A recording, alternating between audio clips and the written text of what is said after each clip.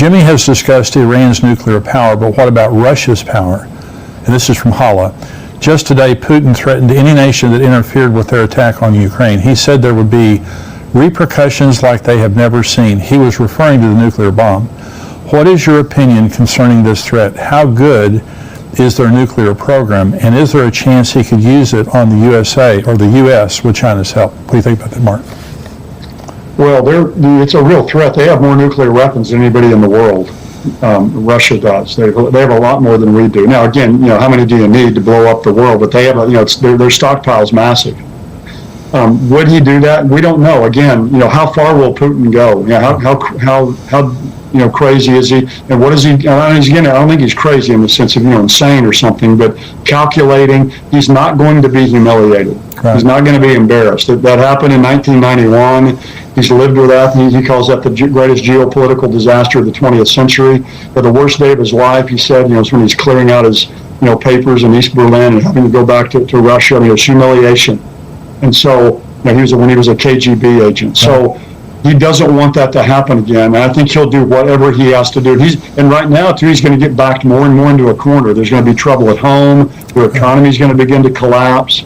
And the worst kind of a bear, is a bear that's been robbed of her cubs and then is cornered. Right. And once he's cornered like this, we don't know what he will do. And I think there's a lot of people who are asking that question. So, we don't know how far he'll go. We don't know if this is a bluff that he's making, but I think in his own mind, he would be willing to do it to save face and to not have his country go down and be humiliated. I agree with that. This is from Michelle. It says, I am confused about something. I have heard about the great military might of Russia, yet he seems to be struggling. Is this because he hasn't fully lent his true military and capabilities on Ukraine? It seems to me that Israel could squish him, hands down. What do you think about that? Well, there's military operations are notoriously difficult. You've got all these long supply lines and all. If Vladimir Putin wants to go in there and take Ukraine, he can take it. If he doesn't care what he does, bomb every city. He could take it quickly. I think they're wanting to preserve infrastructure and a lot of those things. They're hoping the people there will just surrender and give up. The problem for Israel's tiny. Israel obviously has nuclear weapons and all that, but Israel is as far as Jews living in Israel, it's 6 million people. Right. Russia has 1/8 of the landmass in the world. I was reading that recently. That's they have 1/8 of the world's landmass in Russia. Israel's the size of New Jersey. Yeah. So you're talking about just an overwhelming force, really. Now Israel would have to use, in a war with someone like Russia, Israel would have to use nuclear weapons. That's right. To come out on top. They could defeat them in that way, but but Israel, one nuclear weapon in Israel and the country, the whole country's gone. Oh yeah, absolutely. Whereas you hit Moscow or St. Petersburg, it's a huge, massive country. This is Maggie. With Russia and China recently performing military drills together, North Korea having now missiles that can reach the U.S., and Iran in cahoots with them, could the U.S. be targeted for destruction? What do you think about that?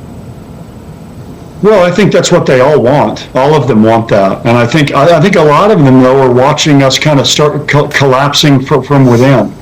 Yeah, we're so focused on climate change that we're really sabotaging our own economy, with oil and gas. I think a lot of these countries are sitting and watching what's happening to our country and kind of allowing us to fall on our own sword. I think there's probably a lot of that. I heard someone say, and I really believe this is a very true observation, and that is we are so woke in our military. The present administration is so fixated, and that's just the truth, on making sure that the transgender is accepted into our military and all this kind of thing. And China is not woke. Russia is not woke. Iran is not woke. North Korea is not woke. They're not concerned about any of those politically correct issues. They're just building a military to destroy us. And so we are at such a disadvantage because of the weakness that we have shown the entire world. The withdrawal of Afghanistan, just on a tactical level, just showed how inept we have become. But this is something that's real troubling. is that the United States of America, we have the largest war machine in the world. But it's not the war machine that matters. It's the people behind that machine.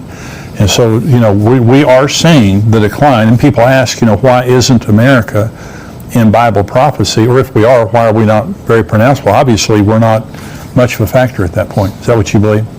That's right. Yeah, I think we're going to be weak by that point. I mean, the word's used woke. I'd say we're woke and weak. Woke and weak. Where we're getting. We're woke and weak. And my view is that the rapture will and probably in convergence with other things, that are all these other things we see happening in our culture that are weakening us.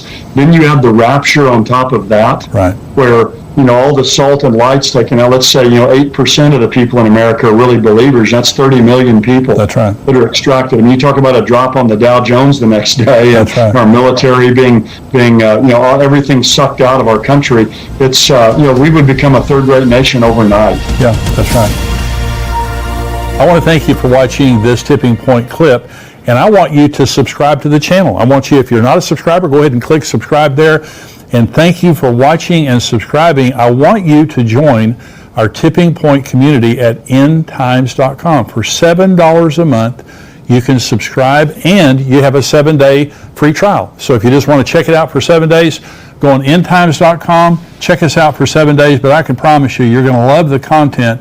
You're going to be getting the Tipping Point show, the full show, every single week, as well as articles and video content from great teachers like Greg Laurie and Mark Hitchcock, and of course myself. Be sure to subscribe to be notified when we release more videos like this. God bless you.